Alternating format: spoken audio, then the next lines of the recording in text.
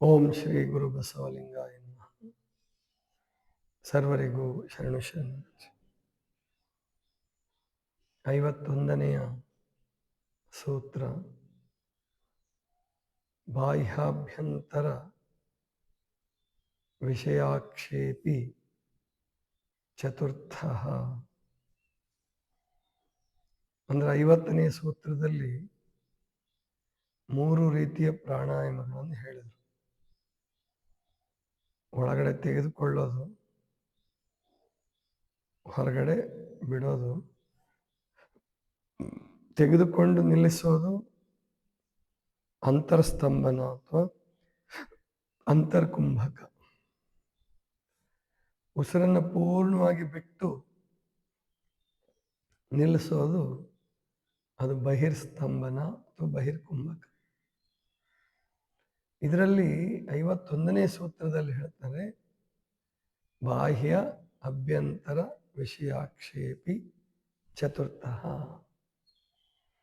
ಅಂದರೆ ಬಾಹ್ಯ ಅಭ್ಯಂತರ ವಿಷಯಗಳನ್ನು ಬಿಟ್ಟು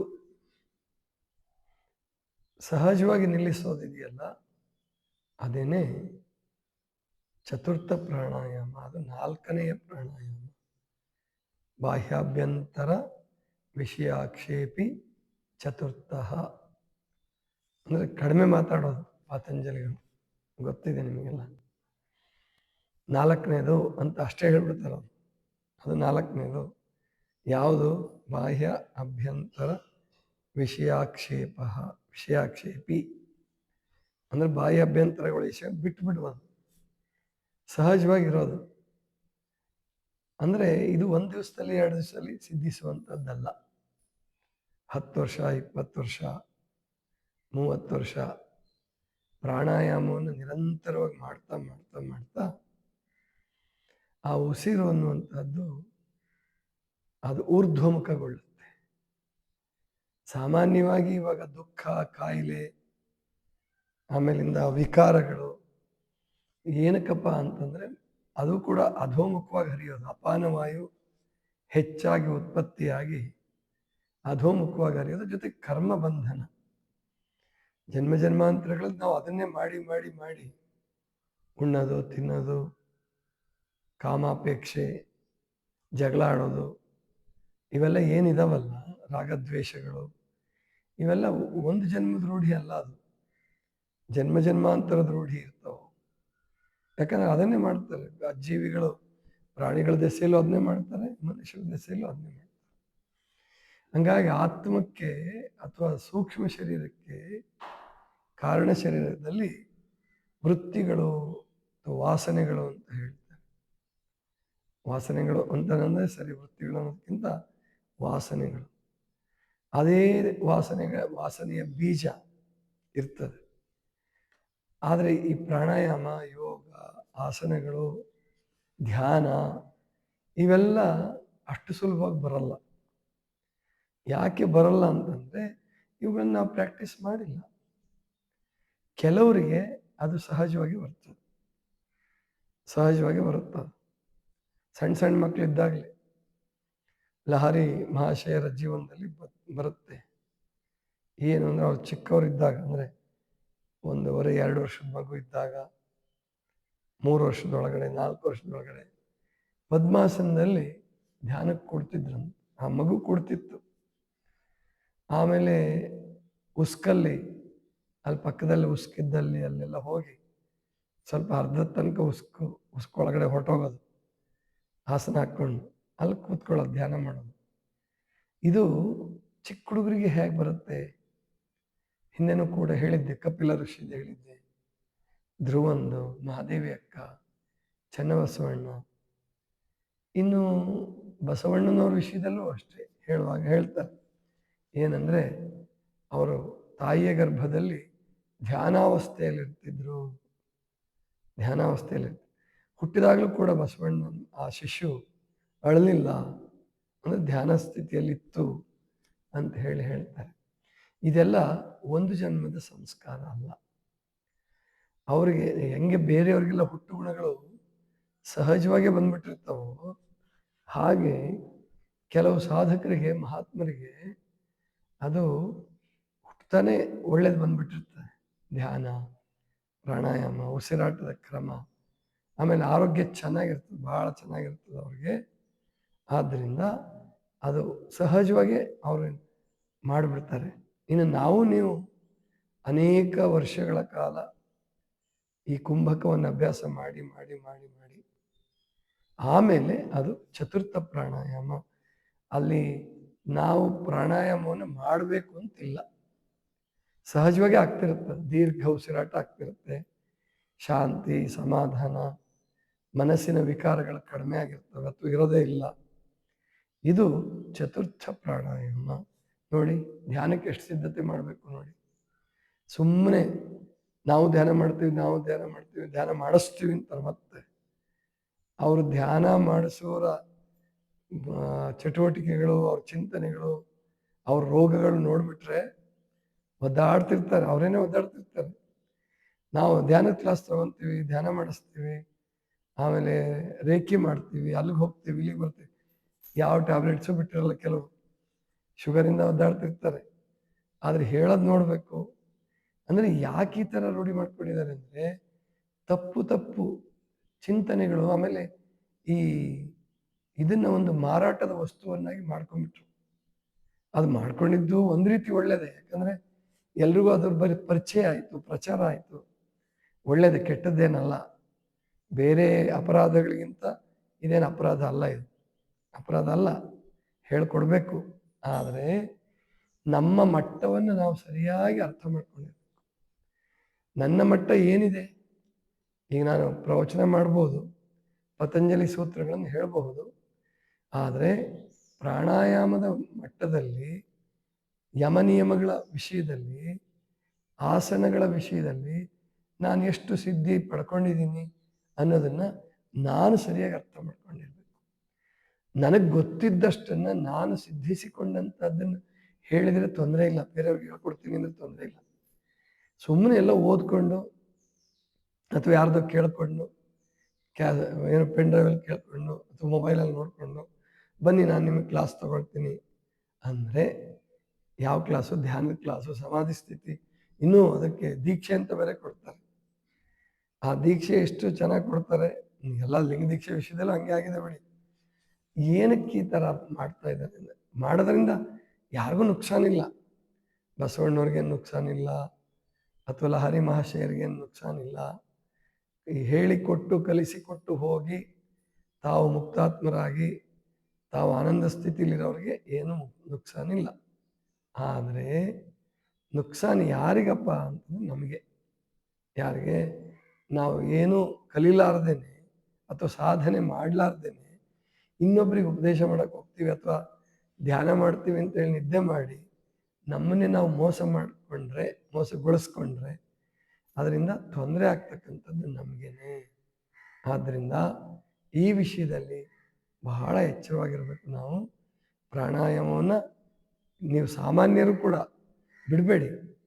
ಚಿಂತೆ ಮಾಡೋದ್ರ ಬದಲು, ದುಃಖದಲ್ಲಿ ಕಾಲ ಕಳೆಯೋದ್ರ ಬದಲು, ಒಣ ಹರಟೆ ಹೊಡೆಯೋದ್ರ ಬದಲು, ಏನೋ ಉಪಯೋಗ ಇಲ್ಲದ ಮಾತಾಡ್ಕೊತ ಅಥವಾ ಯಾರ್ಯಾರ್ದೋ ಚಿಂತೆ ಮಾಡ್ಕೊತ ಬಗೆಹರಿಯಲಾರದ ಸಮಸ್ಯೆಗಳನ್ನು ತಗೊಂಡು ದುಃಖ ಮಾಡ್ಕೊಳ್ಳೋದಕ್ಕಿಂತ ಈ ದೀರ್ಘ ಉಸಿರಾಟ, ಪ್ರಾಣಾಯಾಮ, ಅದರಲ್ಲಿ ವಾಯು ತತ್ವವನ್ನು ಹೇಳುವಾಗ ಆಯುರ್ವೇದದಲ್ಲಿ ಒಂದು ಮಾತು ಹೇಳ್ತಾರೆ, ಈ ವಾಯು ಸೇವನೆಯಿಂದ ವಿಚಾರ ಗ್ಲಾನಿ ಆಗತ್ತೆ ಅಂತ ಹೇಳಿ. ವಿಚಾರ ಗ್ಲಾನಿ ಆಗೋದು ಅಂದರೆ ಅದು ಕಡಿಮೆ ಆಗೋದು. ಮನಸ್ಸು ತಾಪ ಕೊಡ್ತಿರ್ತದೆ ನಿಮಗೆ.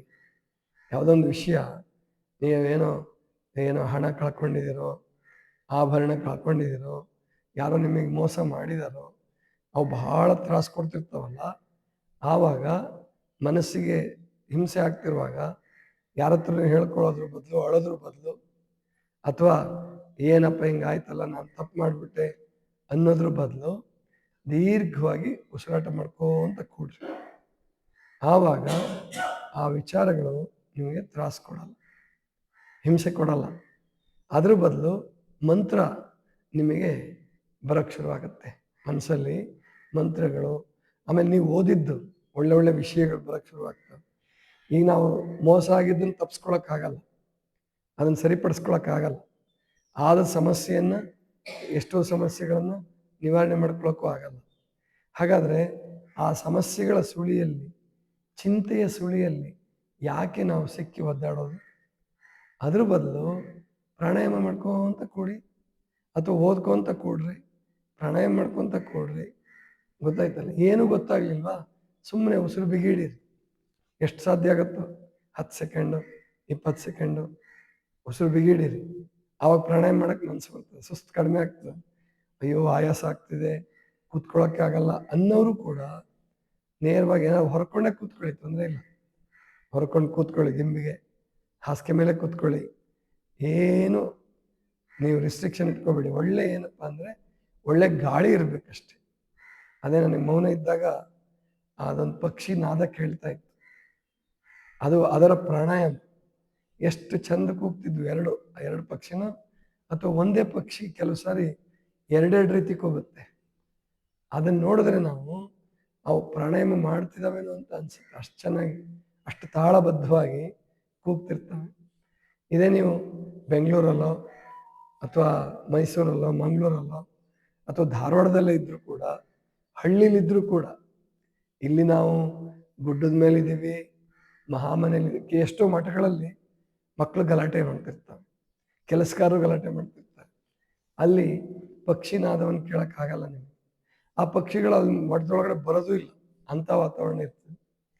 ಇಲ್ಲಿ ನಮಗೆ ಎಷ್ಟು ಅನುಕೂಲ ಆಗಿದೆ ಅಂದರೆ, ಇಲ್ಲಿ ಪಕ್ಷಿಗಳು ಬರ್ತವೆ, ನಮ್ಮ ಪಕ್ಕದಲ್ಲೇ ಇರ್ತವೆ. ಆಮೇಲಿಂದ ಕಟ್ಟಡಗಳಲ್ಲೇ ಗೂಡು ಹಾಕಿದ್ದೀವಿ, ಅಲ್ಲಿ ಬಂದು ಕೂತ್ಕೊಳ್ತವೆ, ಮರದ ಮೇಲೆ ಕೂತ್ಕೊಳ್ತವೆ. ಇವು ಅವನ್ನು ನಾವು ಗಮನಿಸ್ಬೇಕು. ಅವುಗಳು ಕೂಡ ಪ್ರಾಣಾಯಾಮ ಮಾಡ್ತಿದ್ದಾವೇನೋ, ಪ್ರಾರ್ಥನೆ ಮಾಡ್ತಿದ್ದಾವೇನೋ ಅನ್ಸುತ್ತೆ. ಕೆಲವು ಪಕ್ಷಿಗಳು ಕೂಗೋದು ನೋಡಿದ್ರೆ ಪ್ರಾರ್ಥನೆ ಮಾಡ್ತಿದ್ದಾವನೋ, ಇನ್ನು ಕೆಲವು ಜಪ ಮಾಡ್ತಿದ್ದಾನೋ ಅನ್ನೋಷ್ಟು ಮಟ್ಟಿಗೆ ತಾಳಬದ್ಧವಾಗಿರ್ತವೆ. ಅವಕ್ಕೆ ಅದು ಗೊತ್ತಿಲ್ಲ, ಅವು ಪ್ರಕೃತಿದತ್ವಾಗಿ ಹಾಡ್ತವೆ. ಅವಕ್ಕೇನೋ ಆನಂದ, ಮಾತಾಡ್ತವೋ ಹಾಡ್ತವೋ ಅಥವಾ ಅವುಗಳ ಸಂಭಾಷಣೆ ಮಾತಾಡ್ತಿರ್ತಾವೋ, ಸಂಭಾಷಣೆ ಮಾಡ್ಕೊತಿರ್ತಾವೋ. ಅದು ಪಕ್ಷಿ ವೀಕ್ಷಕರಿಗೆ, ಆ ಭಾಷೆ ಗೊತ್ತಿದ್ದವ್ರಿಗೆ ಗೊತ್ತಿರುತ್ತೆ. ಆದರೆ ನಮಗೆ ಅದರ ಆ ಕೂಜನದಲ್ಲಿಯೂ ಕೂಡ, ಆ ಪಕ್ಷಿಯ ಕೂಗಿನಲ್ಲೂ ಕೂಡ ನಾವು ಪ್ರಾಣಾಯಾಮವನ್ನು ಗುರುತಿಸಬಹುದು, ಆ ಸಂಗೀತವನ್ನು ಗುರುತಿಸಬಹುದು. ಆನಂದ ಪಡಲಿಕ್ಕೆ ಇಷ್ಟೇ ಸಾಧನಗಳು ಸಾಕು. ನಮ್ಮ ದುಃಖವನ್ನು ಪರಿಹರಿಸ್ಕೊಳ್ಳೋದಕ್ಕೆ ಇಷ್ಟೇ ಸಾಧನಗಳು ಸಾಕು. ಹೊಸ ಹೊಸ ಮಾರ್ಗಗಳನ್ನು ಕಂಡುಕೊಳ್ಳೋದಕ್ಕೆ ಪ್ರಕೃತಿಯನ್ನು ಗಮನಿಸಿದರೆ ಸಾಕು. ರೋಗ ಇರಲಿ, ನಿಮಗೆ ಅನೇಕ ಸಮಸ್ಯೆಗಳಿರಲಿ, ಈ ಸಮಸ್ಯೆಗಳೆಲ್ಲ ಬಗೆಹರಿದು ಬಿಡಲಿ, ನನ್ನ ರೋಗ ಎಲ್ಲ ಹುಷಾರಾಗ್ಬಿಡಲಿ, ಆಮೇಲೆ ಯೋಗ ಮಾಡ್ತೀನಿ ಅನ್ನೋಕ್ಕೆ ಸಾಧ್ಯ ಇಲ್ಲ. ಗೊತ್ತಾಯ್ತಲ್ಲ? ಅವು ಎಂದೂ ಬಗೆಹರಿಯೋದೇ ಇಲ್ಲ, ಹುಷಾರಾಗೋದೂ ಇಲ್ಲ. ಆದ್ದರಿಂದ ಅದರೊಳಗಡೆ ಇದ್ದುಕೊಂಡು ಅವುಗಳನ್ನು ಹುಷಾರು ಮಾಡ್ಕೊಳ್ಬೇಕು. ಅಂತಹ ಶಕ್ತಿ ಪ್ರಾಣಾಯಾಮದಲ್ಲಿದೆ. ಅದಕ್ಕೆ ನಿಮಗೆ ಯಾವ ರೀತಿ ಖುಷಿ ಆಗುತ್ತೋ ಆ ರೀತಿ ಪ್ರಾಣಾಯಾಮ ಮಾಡಿ. ನಿಮ್ಮ ಗುರುಗಳೇ ಯಾವ ರೀತಿ ಹೇಳ್ಕೊಟ್ಟಿರ್ತಾರೋ 28 ಥರದ ಬಗ್ಗೆ ತಲೆ ಕೆಡಿಸ್ಕೋಬೇಡಿ. ಆಮೇಲೆ ಅದು ಸರಿನಾ, ಇದು ತಪ್ಪ, ಅದು ಶ್ರೇಷ್ಠವ, ಇದು ಕನಿಷ್ಠವ, ಯಾವುದೂ ವಿಚಾರ ಮಾಡಬೇಡಿ. ಒಟ್ಟಾರೆ ಪ್ರಾಣಾಯಾಮ ಮಾಡೋದೇ ಸೌಭಾಗ್ಯ, ಧ್ಯಾನ ಮಾಡೋದೇ ಸೌಭಾಗ್ಯ. ಜಪ, ತಪ, ಪ್ರಾರ್ಥನೆ, ಅಧ್ಯಯನ ನೀವು ಏನು ಮಾಡ್ತಾ ಇದ್ದೀರೋ ಅದನ್ನು ಚೆನ್ನಾಗಿ ಮಾಡಿ. ಅದು ಯಾವ ಮಾರ್ಗ, ಯಾವ ಮತ, ಯಾವ ಪಂಥ ಏನೂ ಸಂಬಂಧ ಇಲ್ಲ. ನೀವು ಏನು ಮಾಡ್ತಾ ಇದ್ದೀರೋ ಒಳ್ಳೆಯ ಕೆಲಸಗಳನ್ನು ಅದನ್ನೇ ಚೆನ್ನಾಗಿ ಮಾಡಿ. ಪ್ರಾಣಾಯಾಮವನ್ನೇ ಭಕ್ತಿ ಶ್ರದ್ಧೆಯಿಂದ ಮಾಡಿ. ಕಪಾಲಭಾತಿ ಮಾಡ್ತಿದ್ದೀರಾ, ಅದನ್ನೇ ಮಾಡಿ, ಚೆನ್ನಾಗಿ ಮಾಡಿ, ಖುಷಿಯಿಂದ ಮಾಡಿ. ಆವಾಗ ಮತ್ತು ದೀರ್ಘಕಾಲ ಮಾಡಿ. ಅದನ್ನು ಹೇಳ್ತಾರೆ ಪತಂಜಲಿಗಳು, ದೀರ್ಘಕಾಲ ಅಭ್ಯಾಸ ಮಾಡಬೇಕು. 3 ತಿಂಗಳು ಮಾಡಿದೆ, 6 ತಿಂಗಳು ಮಾಡಿದೆ, ವರ್ಷ ಮಾಡಿದೆ, ಏನು ಸಿಗಲಿಲ್ಲ, ನನಗಿನ್ನೂ ಆರೋಗ್ಯ ಹೆಚ್ಚು ಕೆಡ್ತು, ಬೇಡ ಬಿಡು ಅಂದ್ಬಿಟ್ರೆ ಇನ್ನೂ ಹೆಚ್ಚು ಕೆಟ್ಟೋಗುತ್ತೆ ಅಷ್ಟೇ. ಅದು ಒಳಗಡೆ ಇರೋ ದೋಷ, ಮನಸ್ಸಿನ ದೋಷ, ದೇಹದ ದೋಷ ಹೊರಗೆ ಬರ್ತಿರ್ತಾವೆ. ಹೊರಗೆ ಬರೋಕ್ಕೆ ಬಿಡಬೇಕು, ಅವನು ಆಚೆ ಹೋಗಬೇಕು. ಕರ್ಮ ಪ್ರವೃತ್ತಿ ಎಲ್ಲ ಆಚೆ ಹೋಗಿ ಅಲ್ಲಿ ಧರ್ಮ ಪ್ರವೃತ್ತಿ ನೆಲೆಸಬೇಕು.